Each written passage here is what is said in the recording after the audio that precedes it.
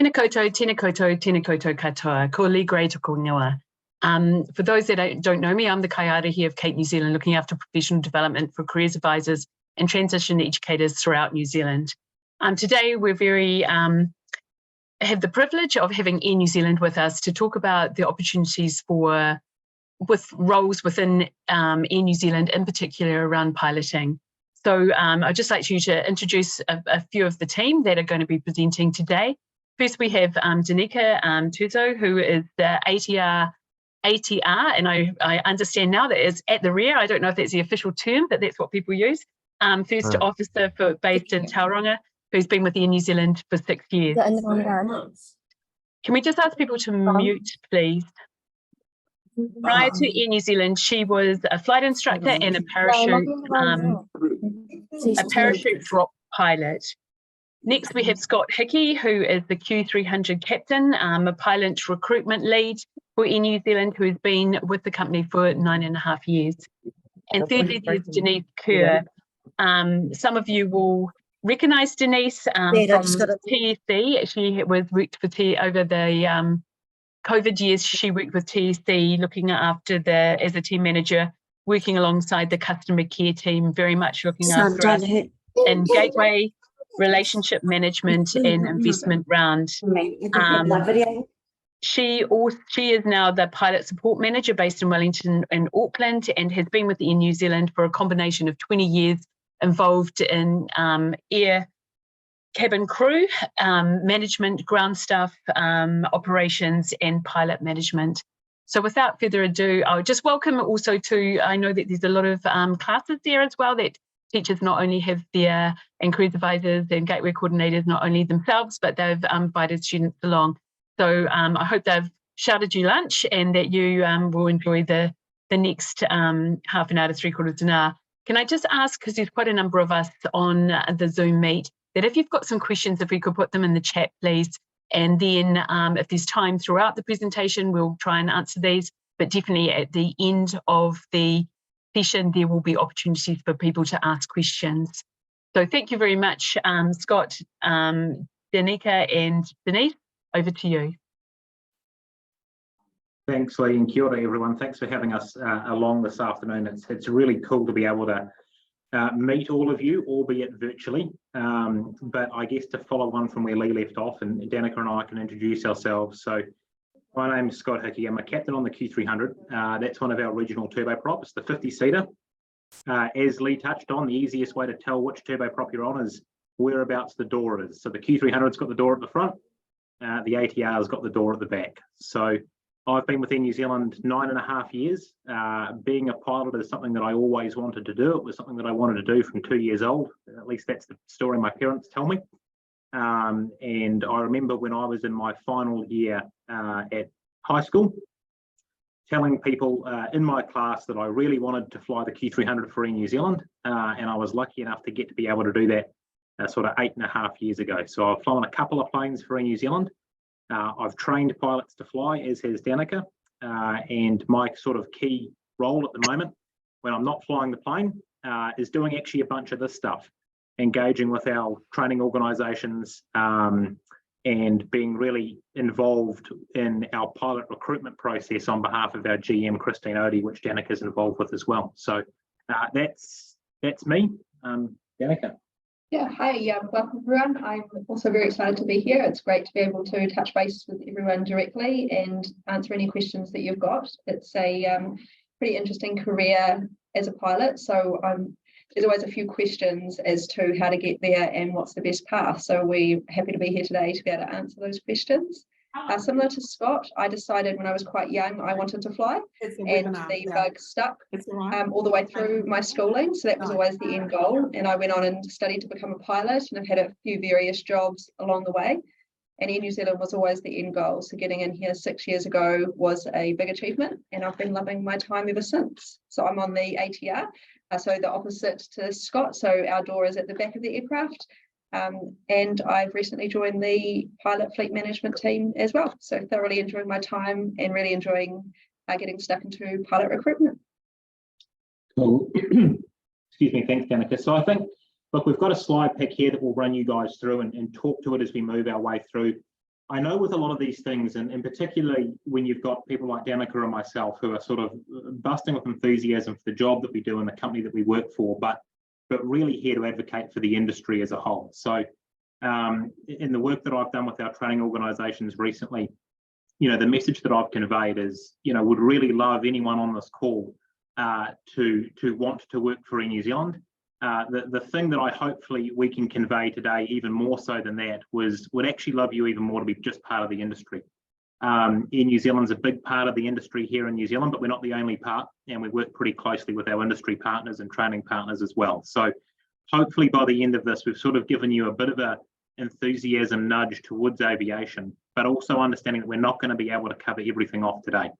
So how and which we can sort of keep involved with all of you and sharing information. If there's any questions, happy to answer those offline as well.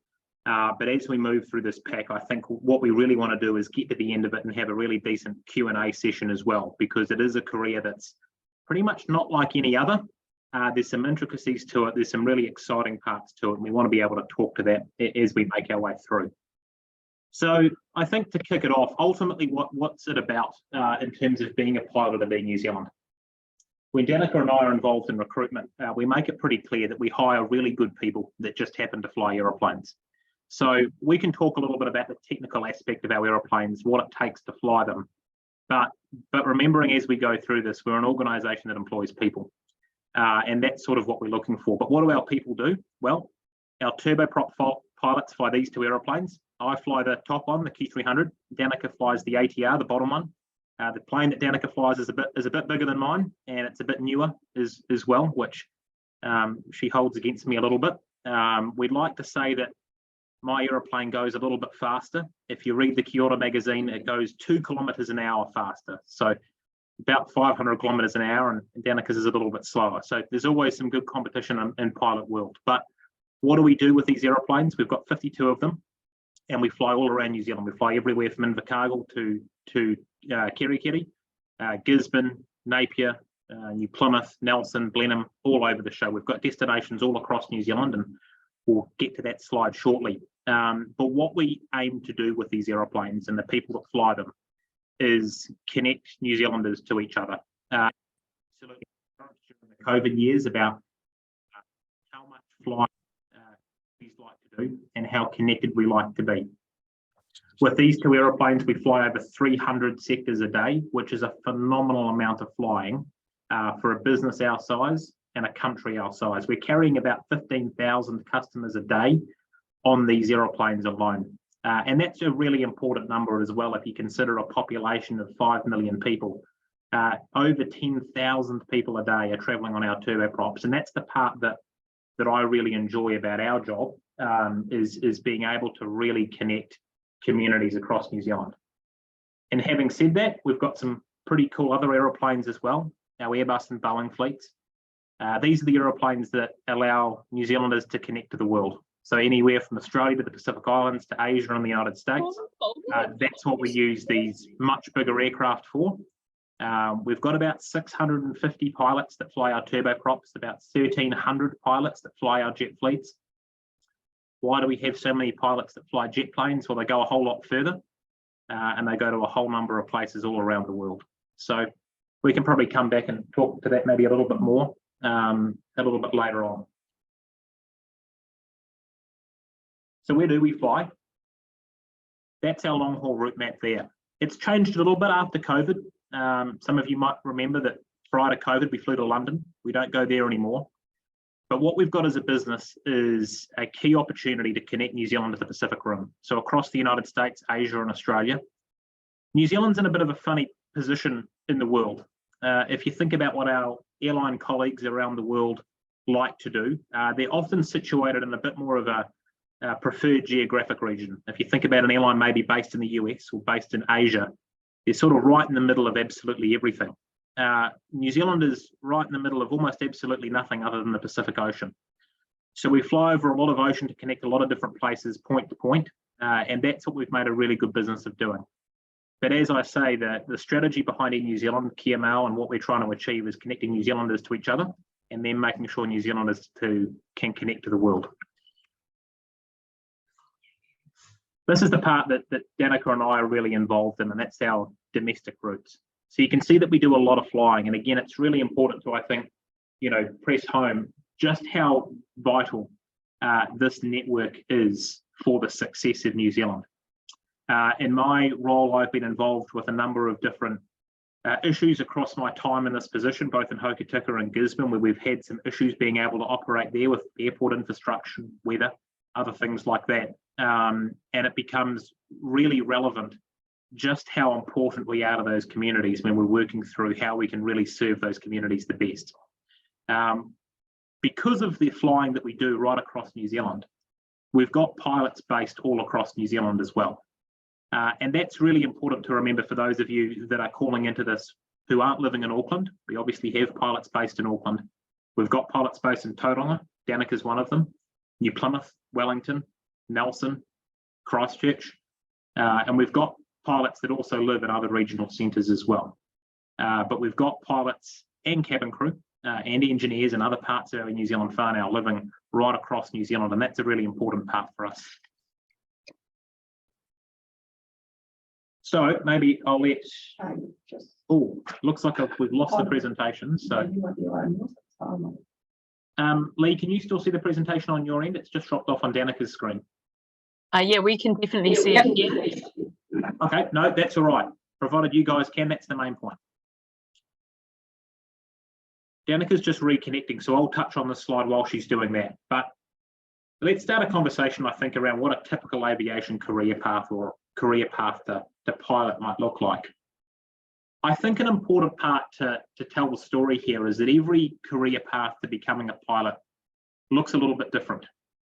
There's some set frameworks that pilots have to achieve, a certain number of hours and different licenses they have to hold. But every pilot that I know has a similar story to mine, but also a story that can often quite vary in terms of how they've got to sitting in the same aeroplane type as me or the same aeroplane type as my colleagues. So to start off for any pilot, obviously learning to fly is a really important part of that. We've got a number of primary flight training organisations that we partner with across New Zealand. They deliver a standardised training footprint to what we're looking for in a pilot. For most pilots, their goal is to fly a larger aircraft, a jet aircraft or turboprop, hopefully for in New Zealand. But the learning and the training for flying those larger aircraft starts really early on. Being a pilot's obviously a safety critical role. It's a role that we expect high levels of proficiency, high levels of standardisation and high levels of professionalism. And what we want to do through our PFDO partners is make sure that we're delivering what we expect in a pilot and the standards that we expect really early on. That being said, though, I was given some good advice when I was 16 and I did a work experience day with Air New Zealand. I got to jump seat to Wellington and back on a 737. We don't have any of those at the moment. We've got Airbuses instead. But the captain that I flew with, the whole thing was pretty new to me and pretty eye-opening. And the advice that he gave me is no matter how hard you work in this industry, make sure you still have a little bit of fun. And I can tell you in the 15 years that I've been flying and in the 9.5 years I've done this job, I wouldn't be doing it unless it was a heck of a lot of fun. The places that we get to go, the stuff that you get to do, both at Air New Zealand and in a flight training environment, it's a career like no other.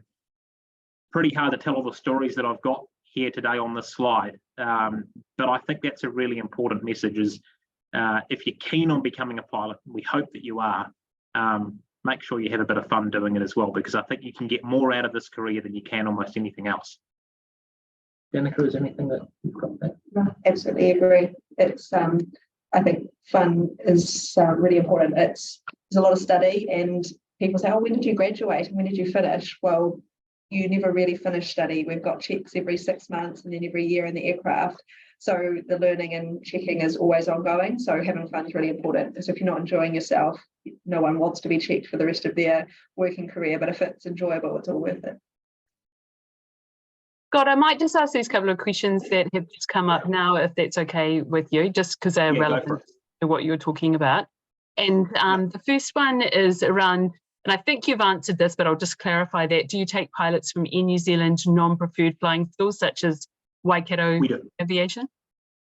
Yeah, no, look, we do. The partnership that we've got with our PFDOs is really, really important.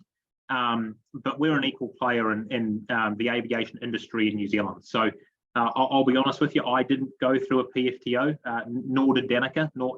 And having said that, it is a relatively new thing. So what we are looking for is sort of what we touched on to begin with, which is great people that fly aeroplanes. Yeah. And the other question is around, is there much job opportunity straight out of flying school to build the hours? So you've kind of mentioned here around instructing parachute dropping, scenic charters, photography, air ambulance.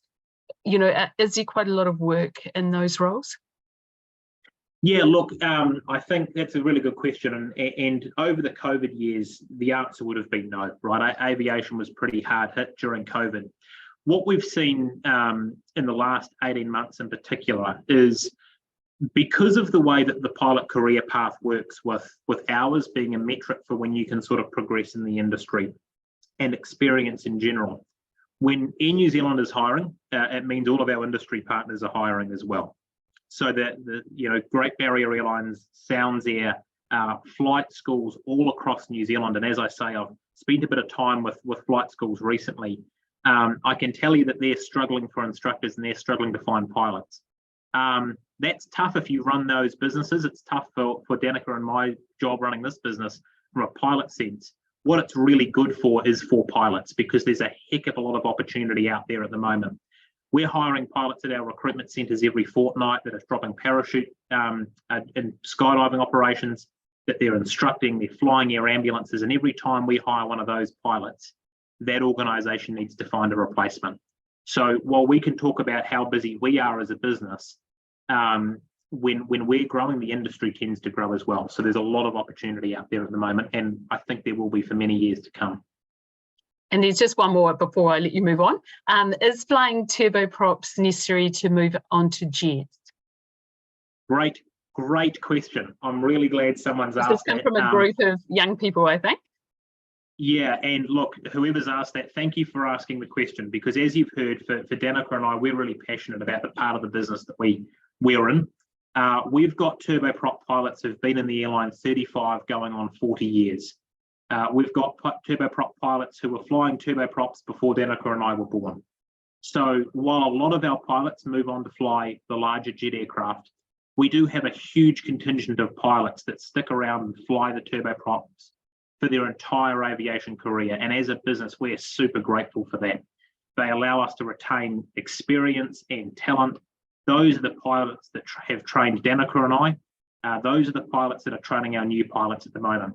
So when we talk about that progression to jet, that's one frame of progression for turboprop. There's so many other roles that you can do as a turboprop pilot.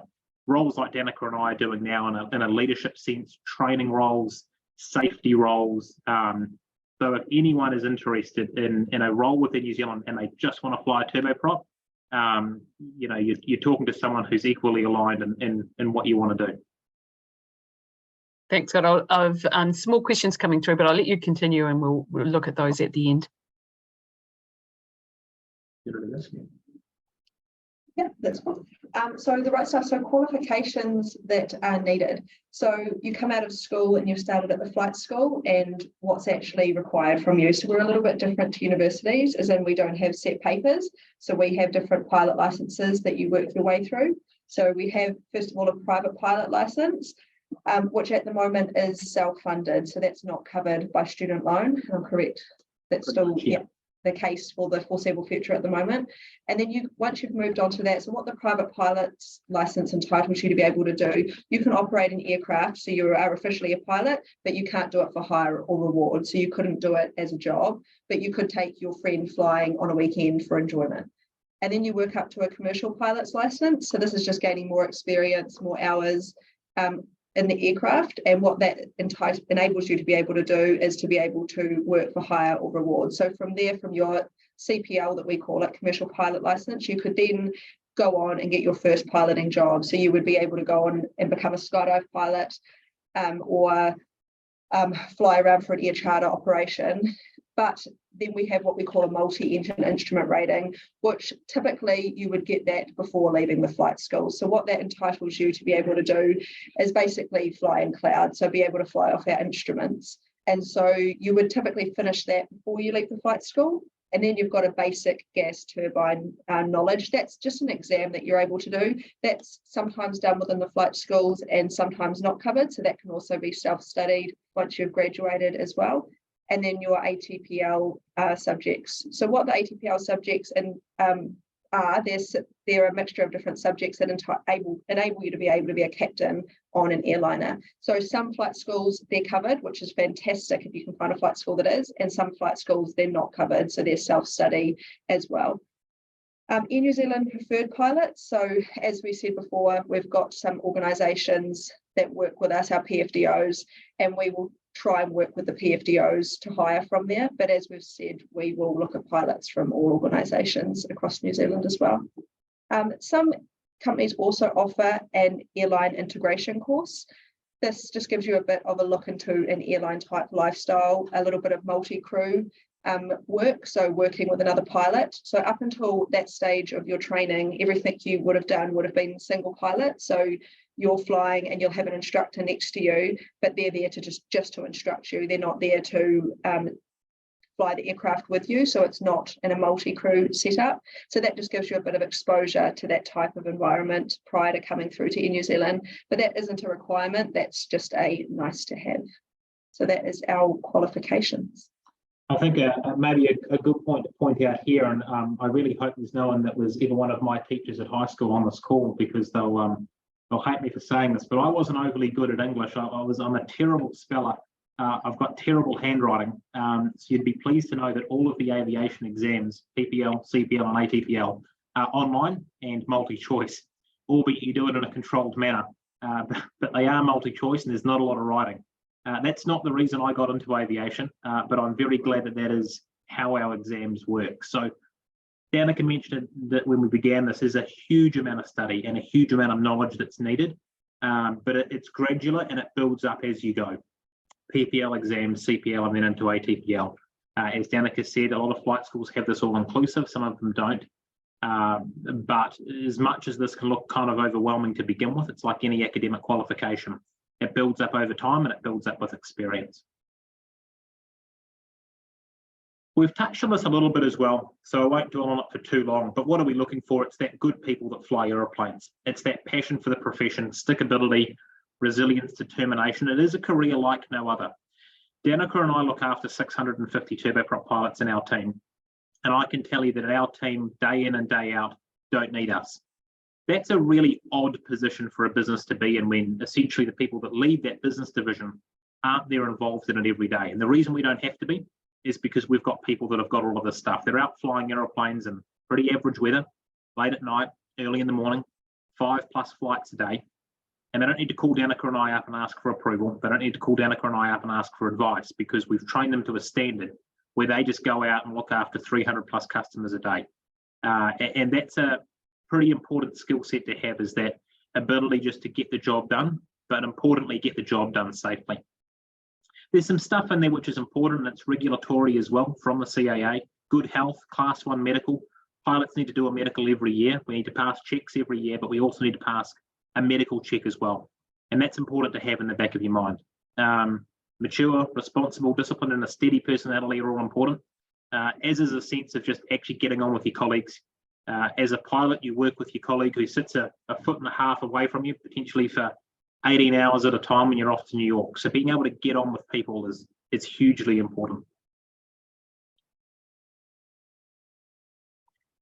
Talking around the Bachelor of Aviation and the Diploma in Aviation, this sort of gives an overview of sort of what's required. So you'd require NCEA Level 3 with UE and 14 credits in an English-rich subject. As I just said, for me, that was a little tough. I wasn't such a good student at English.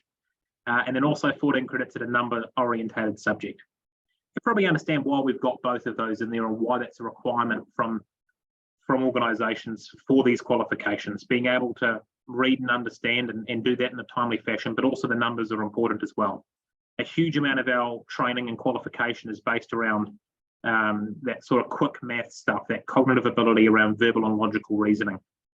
It's not a career where you read a lot or actually even require a lot of maths. But what we're doing it is in a condensed environment, and we're potentially doing it in a safety critical and time critical environment. few more dot points there. Secondary schooling and be at least 18 years of age before your CPL flight exam. It's important to note, though, that you don't need to be 18 to start learning to fly. So that's how old you need to be to sit in the aeroplane and pass your CPL flight test. I started learning to fly when I was 14. That was a gift voucher my parents got me for my 14th birthday. I think they may have regretted it by my 15th birthday because I kept wanting to go back and I kept having to ask them to pay for it until I got myself a part-time job. But you can actually start learning to fly before you start learning to drive. Again, there's some age requirements: 17 for your PPL, 18 for your CPL, 21 for your ATPL. But you can get into it at any time. And I would encourage anyone on this call who is interested and who's keen, head out to your local aero club, head out to your local flight school and start asking questions. Go for a trial flight. That's something that's sort of manageable, because actually getting that enthusiasm and getting the passion is as important as all of this stuff here. The criminal convictions and traffic offence history, that sort of speaks to that fit and proper person piece. Pilots are obviously required to hold international visas to travel overseas, but it's also a requirement of holding the licence that they are basically an upstanding citizen, that they don't have any criminal convictions or significant traffic offences. I think at that point, I might leave that as read, because I don't want to get into too much of this detail. I'm happy to sort of talk to more of this qualification stuff afterwards, and I see there's a few questions coming in. But we might move on to a few more slides and talk more broadly about the industry. Oops. We've touched on this as well. These are our New Zealand Preferred Flight Training Organisations, or PFTOs. Invercargill and Auckland, Southern Wings, they've got a base in each place. Motueka and Nelson for Nelson Aviation College, the International Aviation Academy in Christchurch, and the Massey University Aviation School down in Palmerston North. As I said to begin with, we've worked with these organisations over many, many years now to develop training and partnered with them so that the standard of training that they deliver is in line with what we would expect from a pilot on day one when they join our organisation. The question's been asked and answered. Do we take people from other organisations? Absolutely we do. And we've got a rich tapestry of experience in our airline. But these flight training organisations are incredibly valuable to the success of our Air New Zealand pilot group. So I guess on to the what's it like to be Danica and I when we're not sitting talking to you guys. What's it like out there as an Air New Zealand pilot? You want to do this one? So a day in the life of an Air New Zealand pilot. So we work on a 28-day roster period. Within that roster period, we get 10 days off. Those off days can fall anywhere within the week. So we're not a Monday to Friday type organisation. So there are definitely pros to that. Having days off during the week, you're able to get things done, but then it also does mean that you're working weekends. But we are guaranteed a weekend off as well in a roster period. So you're not going to be working every weekend for the rest of your career with Air New Zealand by any means. Within that roster period, there can be anywhere from on our turboprop fleet, anywhere from say a 5 a.m. sign on to a finish at 11, 12 o'clock at night. Those are the typical working hours that we would do. Sometimes there are things outside of that as well. Within a duty, we will do anywhere from one flight, which would be a lovely day in the aircraft, and then maybe a passenger home, up to 5 or 6 flights. Those flights can be anywhere within New Zealand as well. We do have time limits that we won't work over. So our absolute max in a day is 12 hours. That's a really bad day out there, but we won't be rostered more than 11 hours. So if you've gone over that 11 hours, it's normally for a disrupt or we've had something go wrong on the day. Within that day, as I said before, flying a mixture of different destinations. So Scott being based up here in Auckland, will get quite a mixture. It depends where you're based. I'm based in Tauranga, so we'll typically do a lot of down to Christchurch, Wellington, or up to Auckland, and then anywhere in New Zealand from there. I think that sums up anything you'd like to add there. Yeah, no, that's it. Lee, I see we've got a bunch of questions, and apologies, I can't bring up the questions on my screen given I've got this, but did we want to sort of do a few of those now, or would you prefer us to keep working through? Yeah, we will answer some of those just before we kind of get off this kind of thing. And some of, I think, have self-answered, but might just need a little bit clarification. So somebody said, would you recommend attending Welsh flying school or anything similar? Yeah, look, absolutely. There's very few things in this industry that I wouldn't recommend. If it's an opportunity to build experience and gain exposure to being a pilot, None of that is going to be bad advice. The Walsh Memorial Flying School, as with the Air Cadets, are two organisations that we support heavily. We've got a number of Air New Zealand pilots that go to the Walsh every year and train, and it's got endorsement from David Morgan, our chief pilot, as well. So look, the Walsh is fantastic. But look, any opportunity to be involved, I think, is a good one. I hung around aero clubs for years, as I said, from 14 years old, learning to fly, and every person that you can talk to has a different story. Every person that you talk to has a different career trajectory, and not those people aren't going to be the metric for your individual career, but it helps builds a picture of what life in the industry looks like. So absolutely recommend it. And I imagine there's another question further down around the Air Force, but you would encourage, that is another option, another pathway to get into flying? Yeah. Look, we've got a considerable number of our pilots that are ex-Air Force. Our Deputy Chief Pilot, Hugh Pearce, is former Air Force, as are a number of our senior leaders in the business.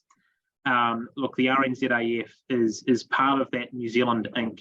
Aviation brand that we're intrinsically entwined with as well. So we work pretty closely hand in hand with them. And as I say, it's a great opportunity to not only serve New Zealand, but also be involved in the aviation industry as well, getting to do some incredible flying that you wouldn't get to do maybe in an airline, Antarctica and places like that, and other places in the world too.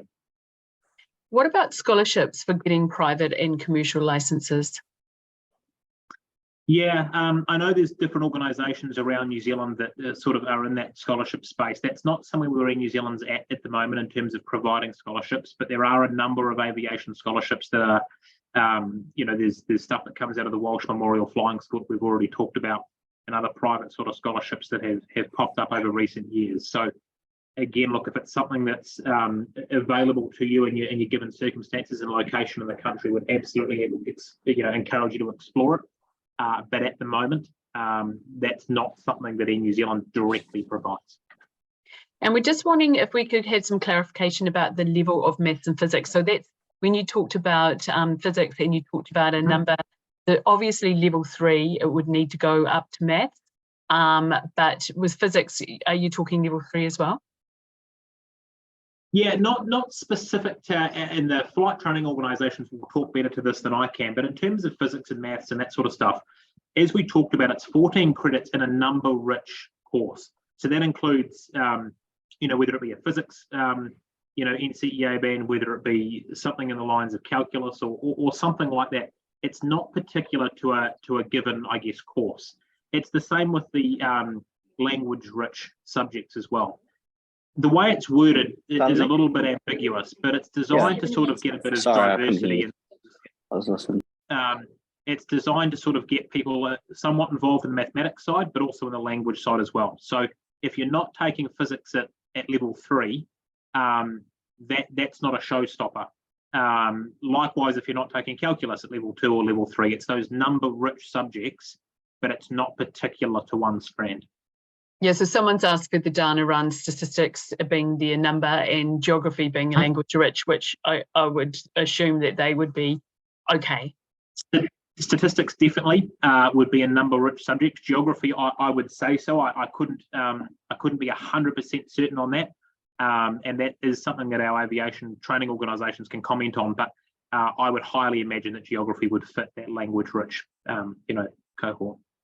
Okay, and if you come out of flying school with 230 hours flying without instructor's rating, how much more money would I have to spend on flying before I can be considered for a flying role?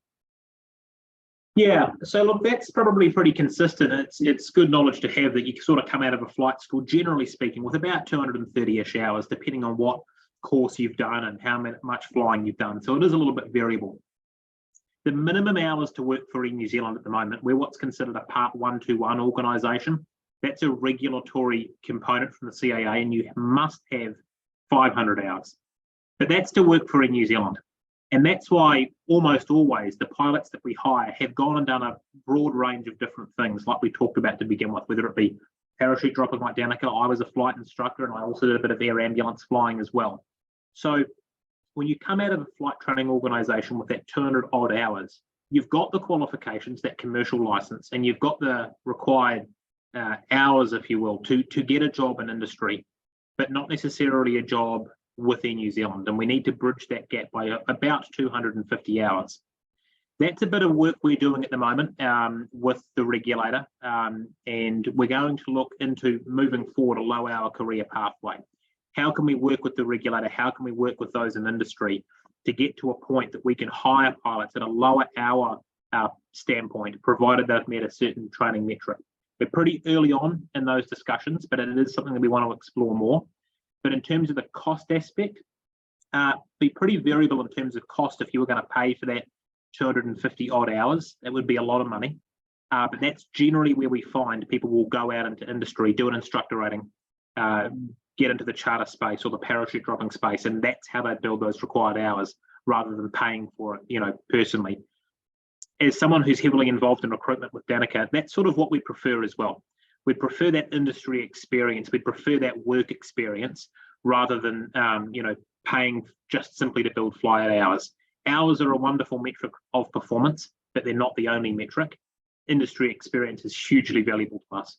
Yeah, and I can imagine just that, relationship building and being with people and things would be important too. Harry's just asking, what happens if you didn't finish school? Is there kind of a bridging course or some sort of way if kids have come out of school and then still want piloting to be an option?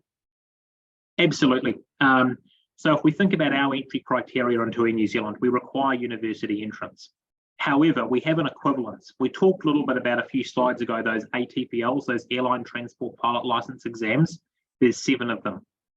We employ plenty of pilots that don't have them all passed, but what we do consider is a pass in all ATPL subjects as equivalents to university entrance. So for whatever reason, if you haven't finished school to a standpoint when you've got UE, which is the requirement for us, you can get equivalents through all of your ATPLs, or sometimes we have pilots that have gone on later on in life to do other, post, high school education, academic qualifications, whether that be in aviation or elsewhere. We'd consider that equivalence as well. In terms of entry into the PFTOs or flight training organisations, I know they have equivalents as well. I can't quite speak to what those are because I think they do vary a little bit, but certainly in an Air New Zealand standpoint, if finishing high school is not something that you've done, there's definitely other ways to get around that. And there's some questions around the demerits. So is that over your lifetime or is that over a period? So for somebody, if they had 90 demerits in the past, but now have none because the 2-year period is over, does that affect their chances? The long answer short is no. The reason I can't be overly committal on that is it's a requirement of the Civil Aviation Authority, not of Air New Zealand. So I guess we need someone to hold the license. In order to hold the license, they need to meet that fit and proper person criteria. But no, there is sort of a limitations period on what the CAA consider. And look, it's not about if you've got pulled over for speeding or something like that, and you've got some demerits over your history. I'll be honest, I'm in that camp. That's not going to hold you up. But it's viewed through the lens of the Civil Aviation Authority is do we think there's a pattern of behaviour there that's going to impact this person's ability to hold a highly professional aviation document. So it's not specific to one event or a certain amount of demerits in a certain amount of time. There's a metric that they use, and again, that's probably best for them to comment on. But an event or a series of events, particularly if it's some time ago, it is not going to impact your chances. Okay, and I think this is kind of, I think I've covered most of them. This is the last one. I see there's some of the people within the chat have solved the problem for others, and I know that there's some questions that have been answered as we've been talking. Was Air New Zealand considering petitioning TC regarding changing their funding structure for the New Zealand Diploma in Aviation and Bachelor of Aviation, so that prospective pilots don't face a fees shortfall? Yeah, look, absolutely. That's a discussion that our GM, Danica, my boss, has had very recently. So, look, I guess the reason we're here today, the reason we want to connect with you guys is part of what we're trying to achieve, which is we want more people to get into flying. And, look, there's a personal interest in that from us as Air New Zealand because we need pilots. We would love you guys to come and work for us. But as I said to begin with, what we're more passionate about is actually the support of the industry broadly. So, absolutely right that more needs to be done around that funding space to make aviation more accessible to everyone. As I say, that's a discussion that Christine, our boss, has taken away to have and to see what can be done in that space. The low-hour career pathways as well, how we can support that and how we can engage with the regulator to be pragmatic around, industry experience. So, look, I guess I can't come to you today and say this is what's going to change tomorrow, but we're actively engaging at all levels of industry to make this a career that you can sit down and you go, I really want to do this, and there's a pathway for me to do it. And look, the story I tell in other forums is that we need to make this an exciting career. I think we've done that. It is a great career. I think the job that we've got in New Zealand is fantastic, but we also need to make it a palatable career as well, because there's no point having the most exciting career in the world when it's financially or educationally unachievable. So, there's a lot more work to be done in that space, but watch the space, I guess, is the message there. Okay, and I'll let you continue, and then I've just got a couple of little ones at the end.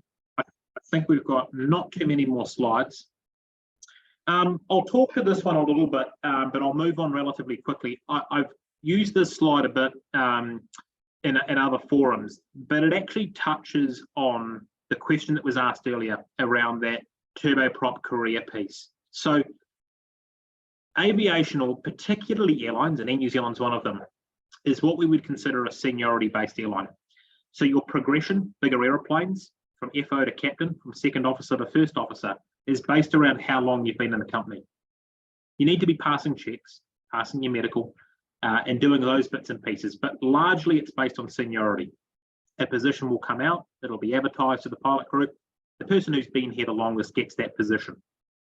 Where that's important is that's where we get this line from. First officer on a turboprop, captain on a turboprop, entry to jet as a first officer on the Airbus, domestic and trans-Tasman, or second officer, long haul on the Boeing fleet, and then up from there. That doesn't mean that we don't have pilots at every one of those blue dots who picks a career in that particular field and does very, very well in that field. So there's no obligation to move up this line, but I guess what it does is it tells the story of a seniority-based system. So moving on from Q300 captain, like I currently am, to the jet fleet is based on how long I've been here. If there's one position and I've been here a certain amount of time and Danica's been here longer, the position would be hers. But it doesn't mean that we don't have pilots that want to fly the Airbus and that's what they want to do as a career. And as we've said, we've got turboprop pilots who do an outstanding job, and they've done so for 4 decades. But it gives you an idea of how career progression generally works in a seniority-based airline. Some of you may or may not know this, but the captain's the ultimate person in charge of the aeroplane. They sit in the left-hand seat, and ultimately the decisions are made by the crew as a collective. But I guess the captain's a little bit like the CEO or the Prime Minister on the flight deck. Ultimately, the decisions rest with them. The first officer sits in the right-hand seat, they're the second in command. And the second officer, which we have on our really long flights, New York, Los Angeles, Shanghai, and Singapore, they sit in the third seat, and they're there to relieve both pilots when those pilots are taking a bit of a rest given the length of flight. What's important to note here is that it's an exercise in absolute teamwork. While the captain makes the final call, if the second officer wasn't there, the plane doesn't take off. And there's been instances around the world and in our airline where the second officer, and particularly the first officer, have saved the day. So regardless of how many bars are on your shoulders, as we would call it, this industry and this career is absolutely an exercise in teamwork, regardless of whether there's 2 pilots, like our domestic and turboprop fleet, 3 or 4 pilots if it's long haul. I think Danica's talked a little bit to this one, so we can probably move on, but we've talked about seniority, we've talked about 28-day rosters, so it is not a 9-to-5 job. You sometimes will work Christmas, you'll work birthdays, you'll work public holidays. That can be a little bit tough at times, but there's a lot of flexibility in there as well. Pilots get 10 days off on a roster at least, which is more than most in the corporate world. Some of our pilots will only get to fly 1 sector in a day, so you have the whole morning off, the whole afternoon off. So a lot of variability in it. I know for me, that's one of the things that I enjoy the most, is that no day is the same. Regular proficiency checks we've talked about, and that seniority-based system as well. maybe, what do we want to talk to this, or should we sort of, have we touched this a little bit? Yeah. Touched on most of that, I don't.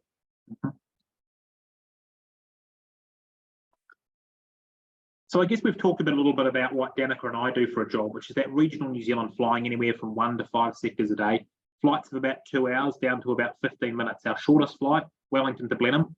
I've done that. I used to do it a lot on the old aeroplane that I flew.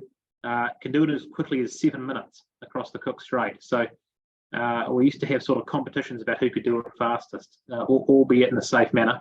Our long haul colleagues operate in a bit of a different world. The Boeing 787s, what goes to New York, that's 17 hours up to the US.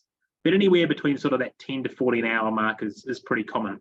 Rest assured, you don't get there and then turn around and come straight back. You generally get a few days. In fact, the guys and girls going up to New York at the moment get about 7 days in New York City. So I think most of the 787 pilots now have had a pretty good look around. But all over the world, wherever we go, we generally get a bit of time for our long haul pilots. But even for Danica and I, we spend a lot of time in regional New Zealand. I'm off to Napier next week for a night, followed by a night in Timaru. So we do get around a little bit, and we generally get a little bit of time to make the most of wherever we are.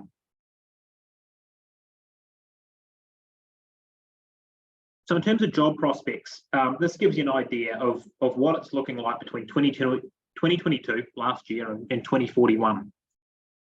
You look across the world there, and it's pretty amazing the figures that we're looking at. 128,000 pilots needed in North America. Now, I get when you look at this and you look at Oceania and you think 9,000, by comparison, it's not that impressive. But it's important to point out that as an organisation, New Zealand employs 1,500 pilots. Our friends at Qantas in Australia are about 3 times the size of that. But even if you include both the 2 big players and probably the third being Virgin Australia in that mix, you're essentially doubling, if not tripling, your pilot pool in Oceania over the next 20 years. That is incredible numbers. For Danica and I, who spend most of our lives in pilot recruitment, I can tell you in the last 12 to 18 months, we've employed 156 pilots into New Zealand into our turboprop fleet. We've employed 92 pilots into turboprop this year alone. As I said to begin with, we've got 650 turboprop pilots total. So 1/6 of our turboprop pilots have been hired this year, and we're in June. That's pretty incredible. Our biggest constraint at the moment is actually not being able to find enough pilots, not being able to hire enough, and not being able to train enough quick enough. So for anyone who's got reservations around job prospects in a post-COVID world, the picture looked a lot like this before COVID. It's looking even more so after COVID. COVID was a blip, and it was pretty detrimental on the aviation industry. But what we've seen outside of COVID is a bounce back, probably outside certainly anything I've seen in my 10-year career, but also outside most of our colleagues have seen in a 20 or 30-year career. So a huge amount of opportunity in our industry. Now, this is an embedded video. I'm not sure if it will play, but bear with me.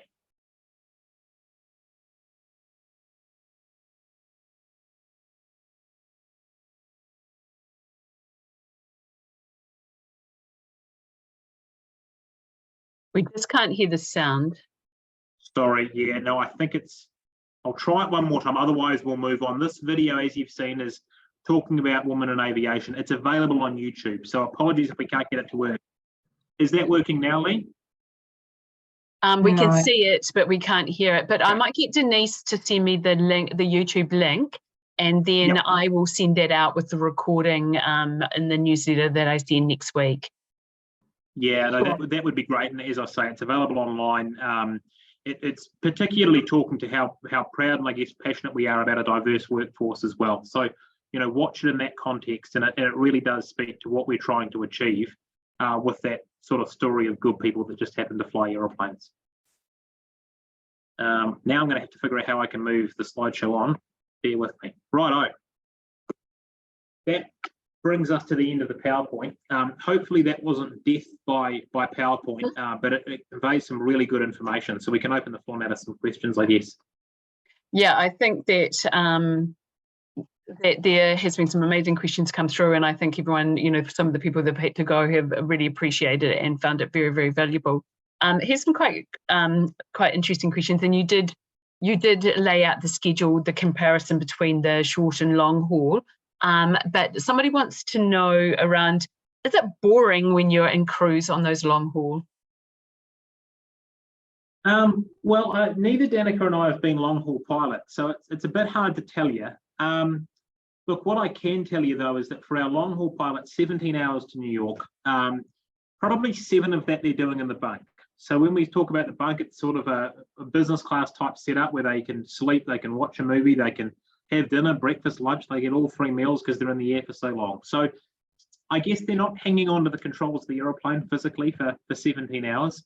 But look, there are some parts to the job that can get a little bit dry at times, I guess, even in our world, 2 hours down to Blenheim with a bit of a headwind can feel like a long journey. But I guess it becomes the role. And as I say, there's always stuff to do. There's always checks and procedures to follow. But for our long haul pilots and in Danica's in my world, we sort of, I guess it's a bit of a competition that we sort of talk about flying 5 sectors a day and we're actively flying. Our long haul pilots are asleep for half of that. So Yeah, different roles. That's right. And someone did talk about, is it boring going to the same places? But as you said, like there's always challenges, aren't there? And things are never quite the same. The weather conditions wouldn't always be ideal. And there would be, lots of different things happening every day. Mm-hmm. Yeah. What else have we got here? Someone said, is there a height restriction? Like, years ago, there used to be definitely with the air hostesses or air stewards around that whole, you had to be a particular size, height and things like that. Is there anything like that in relation to piloting? No, nothing around piloting. So with our aircraft, we're able to wind the seats up and down and move the foot pedals. So you can be, as tall or as short as you happen to be is fine with us. Or get a cushion or something. How future-proof is the aviation industry, considering the actions many different industries are taking to reduce carbon emissions? Aviation is a fuel-dependent industry currently, and a suitable substitute is not commercial anyway at this point. So just any comments around that? Yeah, look, I think it's a very good question in terms of what the long term, of any industry like ours that sort of relies on fossil fuels. I guess the comment that we can make on that is that in New Zealand have been sort of world leading and where we've gone to with sustainability. So sustainability right across our airline is embedded in every, part of our business. And when we talk about sustainability, it's broader than just climate sustainability. That's a huge part of it, but it's around the sustainability of our business and it's around the sustainability of what we can do to keep New Zealand connected to the world. So you'll see around our mission of NZ0, which is decarbonisation by 2050, which aligns with government goals. We hope to have by later this decade, 2026 or 2027, a flying, prototype, for want of a better term, of an electric aircraft. Not quite sure what we'll do with that aircraft yet. And then from 2030 onwards, the hope is to replace the Q300 aircraft with a more sustainable alternative, whether that be hydrogen, hybrid, or electric. You're right, whoever has asked the question, that there's no alternative on the ground at the moment, or I guess in the air at the moment, I should say. But we've got partnerships both with ATR and Airbus, or EADS in general, plus with a number of other suppliers around the world, engine manufacturers, Pratt & Whitney and Rolls-Royce, around what we can do in this space. So while there's nothing flying at the moment, this is an absolute priority for our airline, but a priority for airlines worldwide, because we know that our customers will demand better of us in years to come. We know that there'll be restrictions on travel if we can't deliver on this. So again, it comes back to that point of sustainability, not just in terms of making sure we're doing the right thing for the planet, but that for our employees and for our customers, we can be in a place like this in 20, 30, 40 years' time, where we're actively growing and thriving. So I think we'll see significant change and significant development in the next 10 years. Excellent. That was a really good question. And I think we'll need to wrap up shortly because everyone's got to go back to class and I've got to catch a plane. I'm flying from Gisborne to Wellington at 4 o'clock. Would it matter? It's a New Zealand plane then, Lee, I would. Yeah, absolutely, in New Zealand. Yep, so all the way. Would it matter if I did my license in the United Kingdom and then applied over here? So yeah, look, we require pilots to have a New Zealand license, and that's a regulatory thing. That's set by the CAA. If you've watched aeroplanes at the airport, you'll know aeroplanes have a registration generally down by the tail. Any aeroplane with ZK, that's the identifier for New Zealand. If you're flying a ZK aeroplane, which all of ours are, you need to have a New Zealand license. The United Kingdom's a little bit different. It's a bit like the US or EASA, which is the European administrator. Anyone that holds a foreign license like the UK would have to go through a full conversion process. It wouldn't be the full thing. You wouldn't have to redo all of your flight training, but you'd have to do a few exams and you'd have to get in an aeroplane and do a flight test. The only country where that's not relevant is Australia. We have an arrangement with Australia called the TTMRA, which is the Trans-Tasman Mutual Recognition Agreement. And that means a New Zealand license holder or an Australian license holder can convert either way with just paperwork. But if you're talking about doing your qualification overseas, it certainly doesn't preclude you from working for us. Again, good people that fly aeroplanes, but you'd need to go through that conversion process beforehand. And I think that we'll make this the last one. And I know there's a few other questions that have come up, but what I might do is just forward them to you if that's okay. Yep. And then I've got the emails of the registration. So can you start your ATPL subjects before you're 21? Absolutely, yeah. No, you can have them all passed and you could sit your ATPL flight test on your 21st birthday if you so chose.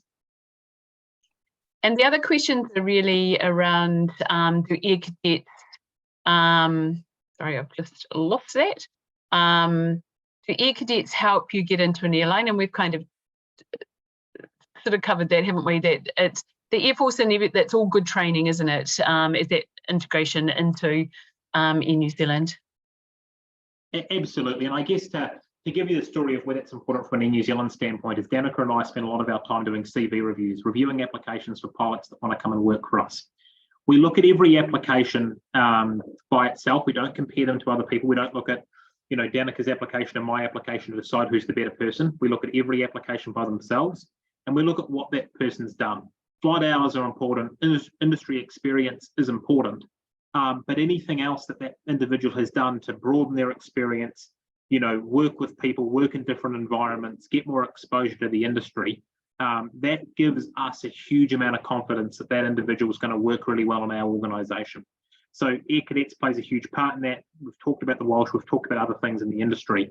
So does it help you getting into an airline? I absolutely think it does, because what it does do is, you know, mean that you've worked in a really structured, formal environment, received great training, and you've had sort of mentorship from great people that often work for us anyway. Yeah, and I'm just going to sneak one more in, and I'm pretty sure that we've checked, but I just think maybe this needs a bit of clarification. If we can't pass level 3 NCA exam, we can't be a pilot. No, not at all. Look, ultimately the connection for Air New Zealand as a business is to UE, not to level 3. Obviously, a lot of people achieve university entrance through level 3, so there's a parallel there. Flight schools can have slightly different metrics for what it requires to join that organisation, but there is equivalence out there. So please don't think that if you don't have level 3, then this industry's out of bounds for you. There's absolutely a path there. Yeah, I mean, as we always try and reinforce to young people, that there's always a solution in a pathway. It may not be the direct route, but there are definitely pathways there for people if they're passionate about entering different industries. So on behalf of everybody today, I'd just like to thank you so much. I think that everyone has found this very informative, and there's been a lot of information there. And as I say, once I get, there was a lot of questions coming quite quickly, and I may apologise if I've missed a couple, but I will go through those and then forward any on, or some people can either email me directly if there was something that's come up after the session that you would like to know, and I can forward on to Denise, Scott and Tanika if that works. Okay, so thank you everybody so much. Just before we finish, Lee, thanks so much for having us as well on behalf of Air New Zealand. It's been absolutely a great opportunity to be engaging with so many people online.